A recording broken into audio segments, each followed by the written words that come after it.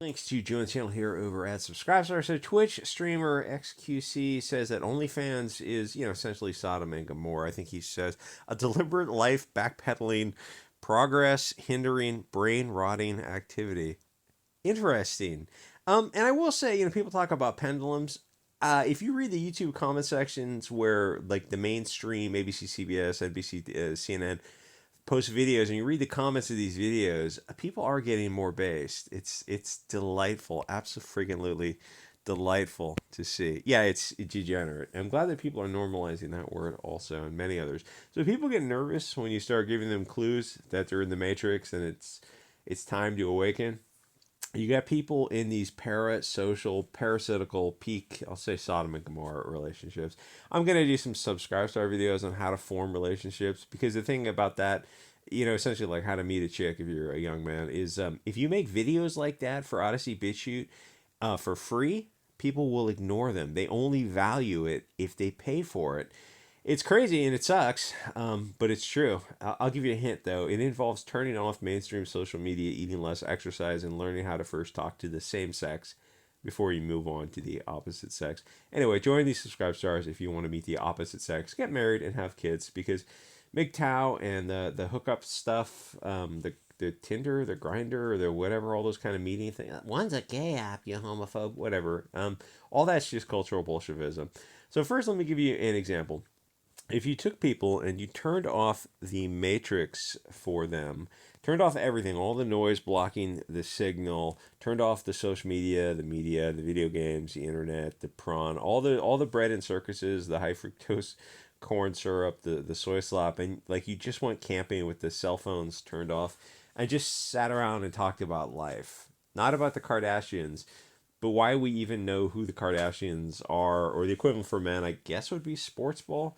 Sports ball is played by players who hate the audience and they hate the country they reside in, owned by people who also hate the audience. And stop saying fans with a lot of these kind of things. A fan is a weird sidestep. It's like you're a customer, and keep it like this is a financial relationship in most cases, because you either pay for it one way or the other. You might even passively just pay for it through the advertising. Thing is, it's all one giant distraction. The goal of the media matrix machine is to keep us so busy that we don't focus on the matrix. But if you go camping, you can just turn it all off for a few days, put on some bug spray, have a coffee, and think about what they're trying to distract you from. We're so deep into Sodom and Gomorrah, when people actually do start getting into gardening, canning, the trad life type of stuff, old mythology, older traditions. I mean, go whole hog with it, have a lot of fun. The media will panic and start writing articles about how farmers markets are basically Hugo Boss recruitment centers into a Norse pagan cult of Odinism, secret UFOs at the North Pole. There's a hollow earth or something, or why your South American grandfather spoke German, which, hey, based if true. Because returning to trad life, even a little bit, is it, what are you canning for? What are you canning for? What do you have a home garden for, huh? There's a national register for home gardens. I think I'm gonna pass on that as well as any other register. Yeah. Well, it's a sunk cost investment fallacy where a lot of left wingers are in the city and they don't have any ability to prep. Or I mean, really do. If you got a patio, you can have some container gardening. So they want everyone in the same boat. Where if you're in the suburbs, you get ability to garden, and you just look at them and you go, "Are you familiar with Hurricane Katrina?" "Oh, I'm familiar with the far right wing narrative." Yeah, there's actually quite a few media reports that people, I guess, where people were a little bit more honest in those days of 2007. I think you can read up on what happened to Hurricane Katrina if you want to depend on the government. Oh, I guess I'll go start my gardening and canning and prepping. So the left wing views that as a threat, and I've done videos for Odyssey and BitChute on that. It's a trip because it's a tip of the iceberg of like what gardening, canning, prepping, in group preferences start to mean. It's a huge thing.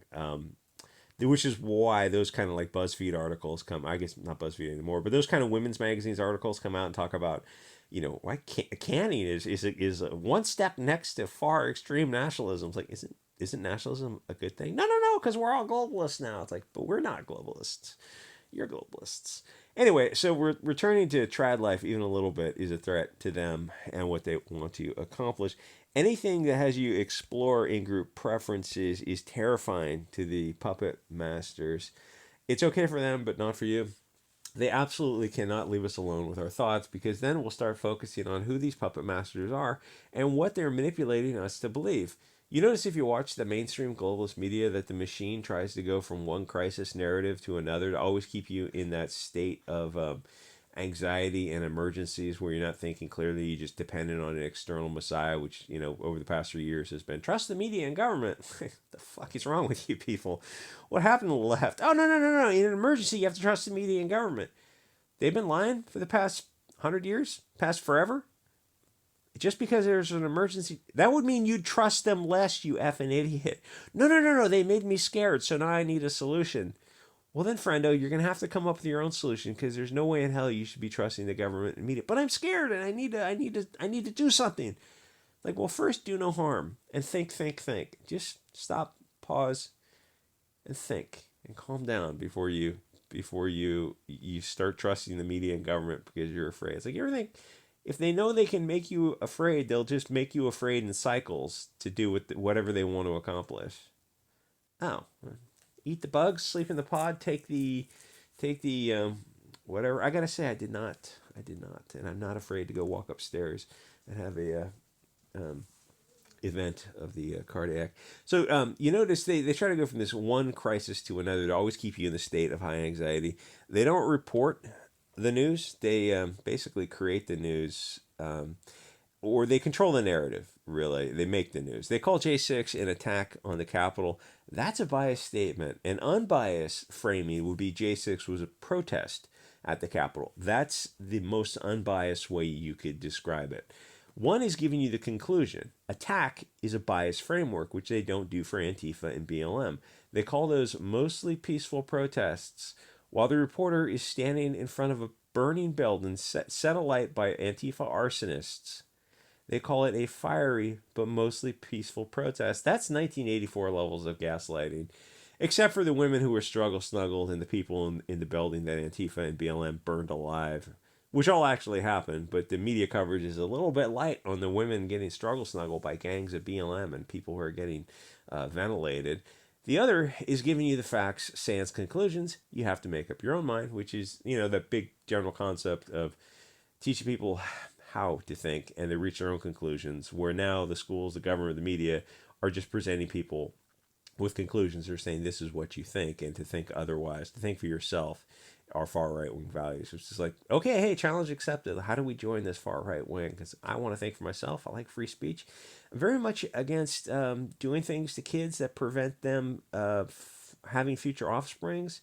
Yeah, that's some satanic. That's so satanic that you'll have atheists start to wonder if there is something to this religion, because you see people actually behaving like you would imagine Satanists behaving. Oh, yeah, we're going to start removing children's ability to bring new life into creation. Oh, that's some satanic shit that you're doing right there. Yeah, it really is. I mean, it really, really is just as evil as you can imagine. Or the story of the kid going into a house. Well, one perspective is he's breaking and entering for a home invasion. The thing is, at least that's on the table of reasonable arguments. Would a reasonable person draw that conclusion? Or the other is that it was an accident, but you got two parties. They have conflicting statements. So you don't know what happened. It is what it is. Sometimes there's no clear solution. But the media and government is spinning a narrative, except the old man says the kid was breaking into the house. So who do you believe? Neither. Sometimes there just is no conclusion. You have to let due process have its way, but sometimes there just is no satisfying conclusion. It's just up in the air until there's further evidence. In a case like this, barring a confession from one side, there's probably not going to be further evidence. There might be other evidence that comes up into the background, but that would probably come up in the court of public opinion. But sometimes, like, there just is, you just can't resolve a solution, and humans really are not comfortable with that. Anyway, so one side wants to believe that the kid wasn't breaking in, that he didn't try to open the outer glass storm door, that he was waiting patiently. The other side believes he was trying to break in. Only two people know what happened that night, and the court will eventually decide a legal conclusion. which might be different from what actually happened, but the courts are very, very funny things. But it won't stop the protesters who are whipped up into a frenzy because CNN told them that an 85-year-old man was a monster for shooting a kid at 10:30 at night who was probably breaking into his house. The people protesting didn't know what actually happened, but they're there anyway because they have a narrative in their head. CNN told them that European people are extremely dangerous, and Africans are apparently the victims of gangs of blonde men who are running around blasting them. That doesn't happen. CNN is globalist propaganda designed to foment as much discord as possible, the tall grass theory. So in North Carolina, a Sunman just ventilated a 6-year-old little girl because her ball rolled into his yard. Did Biden call the family? Are there protests against Sunman's supremacy?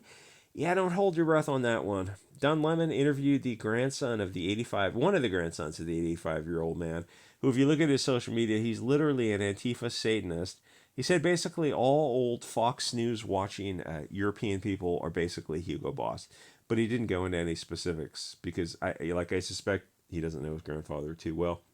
The other grandson said that he thinks the kid was probably breaking into the house, and the grandfather was a reasonable person who acted like somebody who was reasonably scared of a threat and acted to defend himself.